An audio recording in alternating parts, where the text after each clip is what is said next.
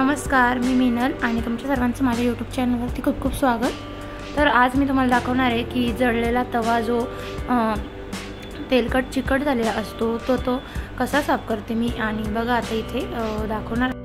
तर काळा कुट्ट झालेला तवा मी कसा साफ करते चकचकीत तर तुम्हाला दाखवणार आहेत। तर कोणती पद्धत वापरते मी घरच्या घरी तवा अगदी चकचकीत कसा साफ करते। तर सगळ्यात पहिले मी गॅसवर तवा ठेवलेला आहे तापवायला आणि फुल गॅसवर मी तवा ठेवलेला आहे आणि पूर्ण वाफ निघुस्तर मी असा गरम करून घेणार आहेत। आणि त्यानंतर मग आपलं जे तेलकट वगैरे चिकटलेलं असतं, जो थर जमा झालेला असतो तर तो गरम याच्याने लवकर निघून जातो। बघू शकता तुम्ही इथे गरम वाफ निघते आहेत आणि थोडंसं मी सुरीने असं थोडंसं काढून बघते गरम झालेलं आहेत की नाही।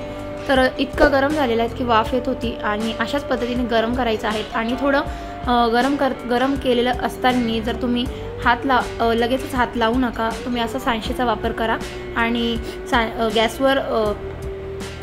गॅसवर तवा ठेवलेलाच आहे, तापतो एकीकडे आणि तसंच थोडं मी हे सुरीने असं काढून घेते काळपट। तर लगेचच गरम तवा असला की लगेचच हे काळपट थर जे असतात तेलकटाचे चिकटचे ते लगेचच निघून जातात। आणि त्यानंतर तुम्ही तो तवा तुमच्या गॅस ओट्यावरती किंवा मग जमिनीवरती घेऊन तुम्ही तो साफ करू शकतात।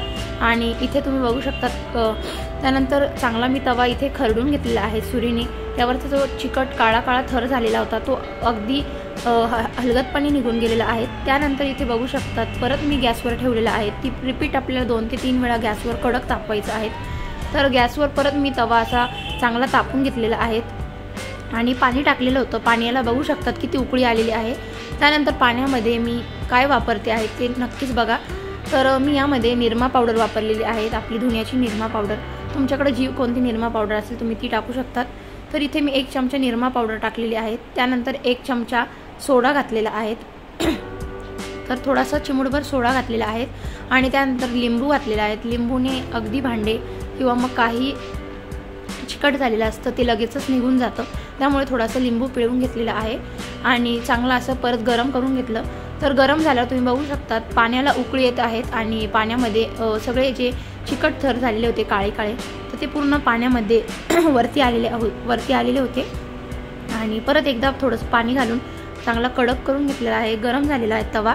आणि परत मग कडप्प्यावरती आपल्या घेऊन सांशीच्या साहाय्याने असं थोडंसं हेल्प घेतलेली आहे। तर लगेचच हात लावू नका, गरम राहतो। आणि त्यानंतर इथे मी लगेच घसणी घेतलेली आहे।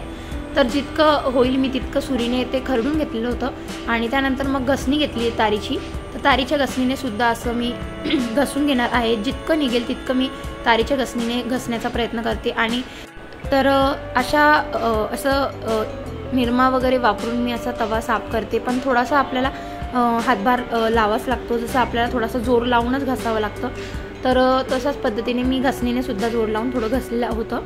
आणि गरम केल्यामुळे असा फायदा असतो की जो पोळ्या करतो आपण, पोळ्या करून जो चिकट थर झालेला असतो, एकावर एक पापुद्रा आलेला असतो, तर अशा पद्धतीने गरम केल्याने लगेचच तो निघून जातो। आणि गरम तवा हा गॅसवरती चारी साईडने असा गरम करून घ्यायचा थोडा, जेणेकरून साईडचे पण जे पोपडे आहेत ते सुद्धा निघून जातात। आणि तवा हा महिन्यातून एकदा किंवा 2दा तुम्ही धुवतच जा आणि मी पण तसंच धुते, कारण रोज तवा जर धुतला तर त्यावरती पोळ्या जळून जातात आणि रोज तारीची घसणी मारली तर तवाही पातळ होतो आणि मग पोळ्या व्यवस्थित होत नाहीत।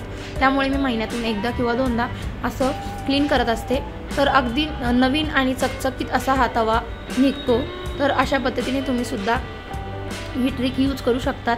अगदी लवकरात लवकर तवा क्लीन होतो आणि जास्त काही करायची गरज सुद्धा पडत नाहीत।